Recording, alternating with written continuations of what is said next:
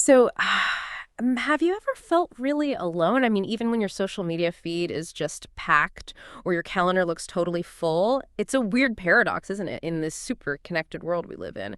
And that feeling, that sort of nagging isolation, it's not just emotional, it has these hidden costs that, well, they affect everything: your physical health, your mental state. Uh-huh. So today, we're doing a deep dive into exactly that fundamental human need for real connection, for belonging, what some people call building your tribe. Mm. It's really about much more than just having social contacts, right? It's Right. finding that core group where you feel, safe, understood, truly supported. Our mission today is basically to unpack why this tribe isn't just a nice thing to have, it's absolutely essential for your overall well-being. We'll dig into the science, the impact connection has, and honestly, the dangers of lacking it. We'll also guide you on figuring out what you actually need from your community, and then, yeah, lay out some practical, actionable ways to find, nurture, and evolve those really vital relationships. It's fascinating because it's so deeply human. If you look back through history, I mean, social connection, cooperation, these weren't just helpful. They were absolutely fundamental to our survival as a species. We were Yeah. just inherently social creatures. Yeah. It's baked into our biology. That makes total sense from an evolutionary standpoint. And Mhm. yet, here we are with all this technology connecting us, and loneliness is somehow a growing public health issue. It feels completely backwards. It really does. And the statistics are, well, pretty stark. Some recent data suggests almost a quarter of people across the globe report feeling lonely every single day.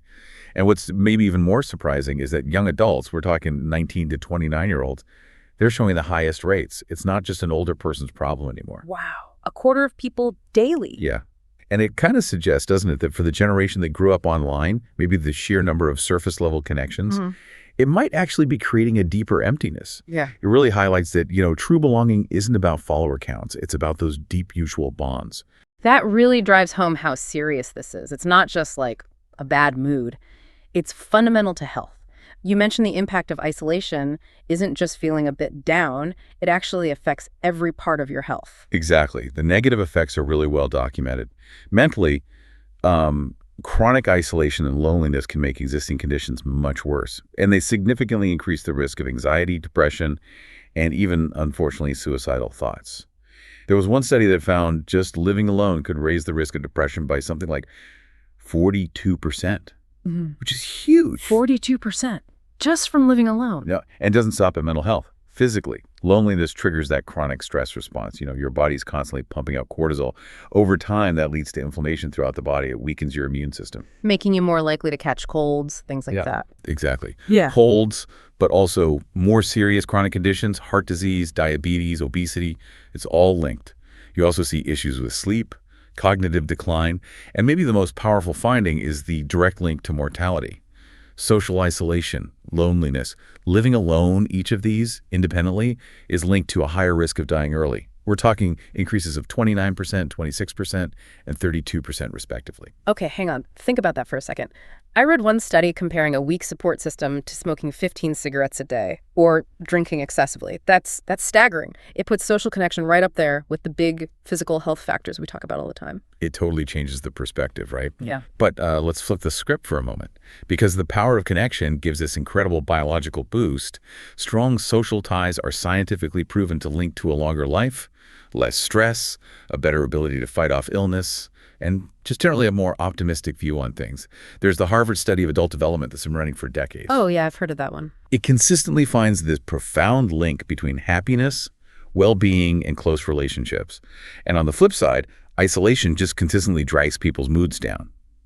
So what's really amazing here is that our bodies seem biologically wired not just to enjoy connection, but to actually reward things like helping others and cooperating.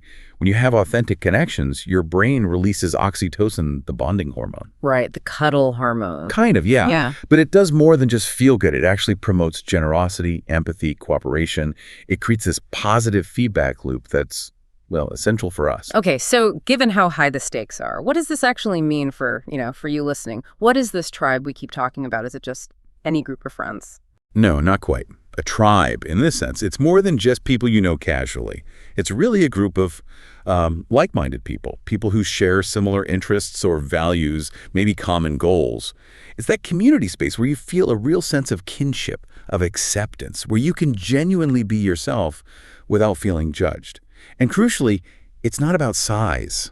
Quality definitely beats quantity here. It's about finding the right people. The right people. What does that look like? Well, not all relationships offer the same thing, right? A truly supportive tribe is made up of people who are compassionate, trustworthy, people who offer different kinds of help. This could be family, friends, maybe colleagues, mentors. And sometimes, really importantly, it includes professional help, like a therapist. This kind of multi-layered support system gives you so much, like emotional support, just having someone understand, empathize, validate you when things are tough. I remember a time when I was completely overwhelmed and just like sharing a silly laugh with a friend about something totally unrelated. It didn't solve the problems, but it just lifted the weight for a bit. That shared human moment. Yeah, just knowing someone gets it, that makes a huge difference. What about growth? You mentioned that too. Absolutely. That's another huge benefit. Growth and positivity. You need people who inspire you, who encourage you to be your best self. I have this one friend who's always gently pushing me to try new things or aim a bit higher. They remind me of my strengths when I forget them. It's like having your own personal cheer squad sometimes. That external nudge is so important. It's easy to get stuck otherwise. Totally. And then there's emotional processing. Think about when you have a really tangled up feeling, maybe excitement mixed with fear. Having someone you trust to just talk it through with, who can help you sort out those threads without judging, that's incredibly valuable. A safe sounding board. And practical help too. Oh, definitely. Let's not forget practical support. Sometimes life just piles up. I remember a few months back, work was insane and I felt like I was drowning. And a friend just stepped in, didn't even wait to be asked, just offered to run an errand saying, "What can I take off your plate?" Those little things matter so much. And this all ties into boundary reinforcement too.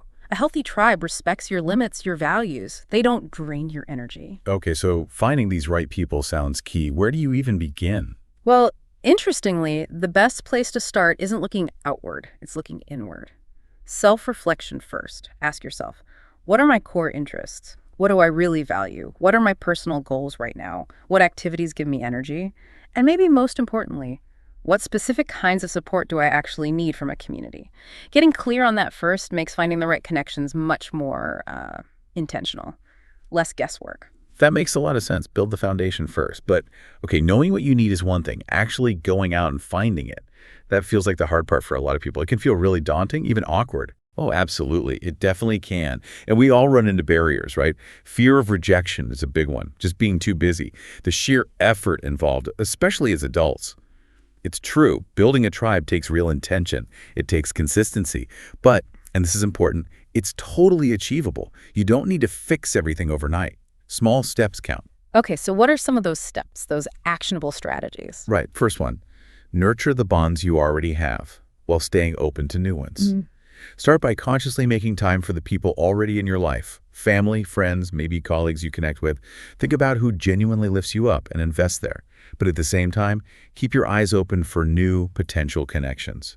Be intentional with both. That sounds doable. And finding new people. You mentioned shared interests earlier. Like, if you love reading, join a book club. If you like hiking, find a hiking group. Seems almost too simple. It sounds simple, but it works. Following your passions is probably the most natural way to meet your tribe. The shared interest is like an instant icebreaker.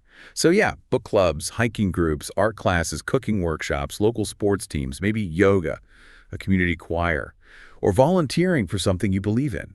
Even taking a class, learn a language, try pottery. You get the double win of learning something and meeting people who like that same thing. You're already starting on common ground. The key is just showing up, even when you feel tired or maybe a bit hesitant. Showing up is half the battle, they say. It really is.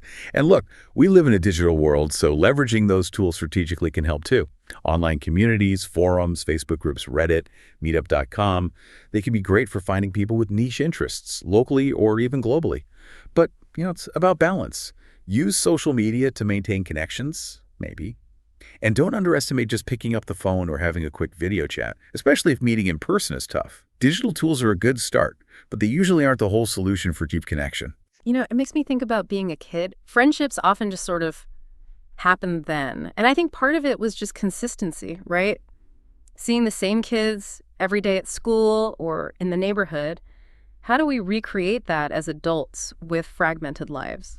That's such a great point, and you're spot on.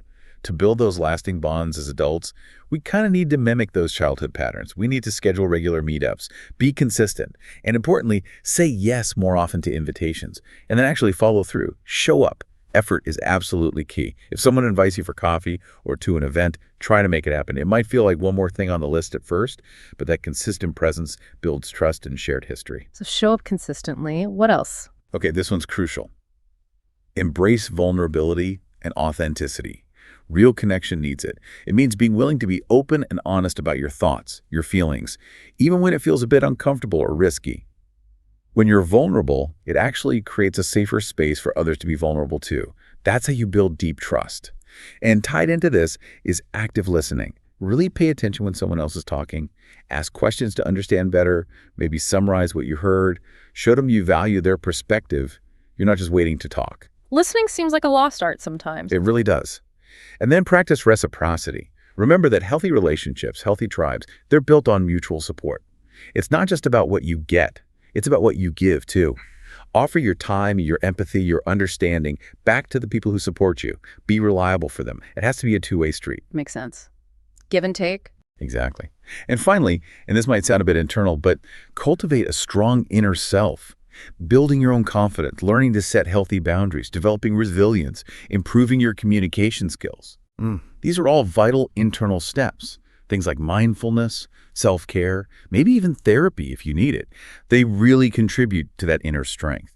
Because when you feel more secure and grounded in yourself, you bring a better, more authentic energy to your connections. They become more fulfilling. Okay, so let's say you do all this. You put in the work, you find your people, you build this amazing tribe. Is that it? Journey over? Or do these relationships keep evolving? Oh, they absolutely keep evolving. Just like we do as individuals, Right. Tribes are not static. They change.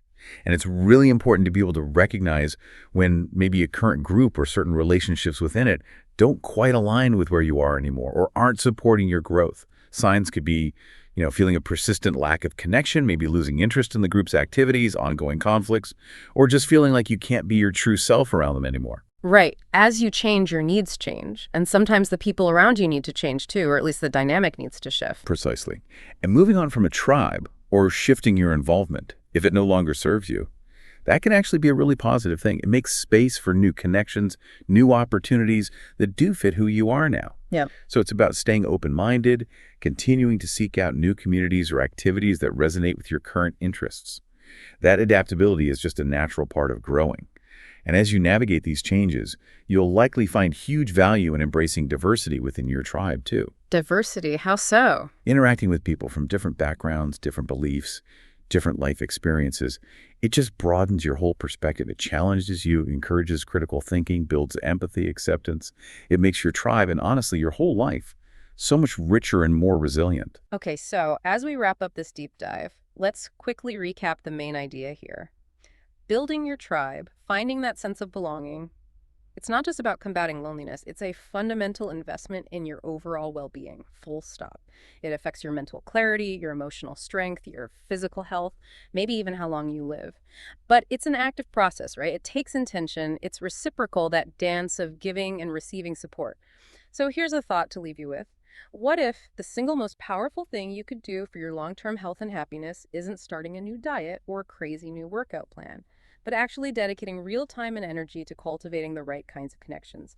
What's one small intentional step you could take today, maybe to strengthen the tribe you have, or perhaps to start finding a new corner where you belong? Thanks for diving deep with us on this. We'll be back next time exploring another essential topic. Until then, keep connecting and keep thriving.